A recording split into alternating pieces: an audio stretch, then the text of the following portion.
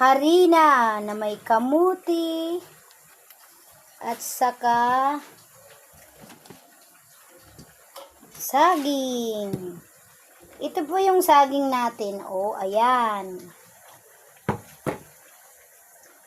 Karaniwan kung tawagin dito sa amin ito.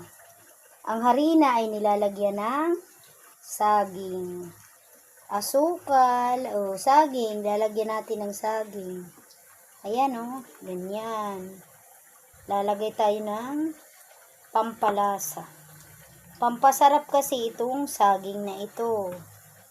Kasunod, lalagyan natin ng asukal para tumamis ang ating karanin. Ayan. Ang gagawin natin dito, ihalo-halo lang natin to.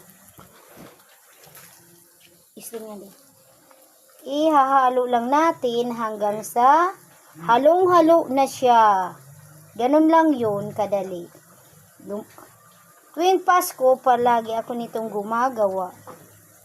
Kasi ito yung panghanda namin sa Pasko dito sa amin sa Samar. Tingnan nyo po oh. Ganito po yung ginagawa namin araw-araw. Tuwing Pasko lang pala namin itong ginagawa. Tingnan nyo oh.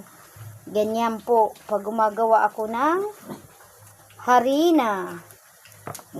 Ganyan po yung manilalagay ko sa kanya. Lalagyan ko ng asukal. At saka saging.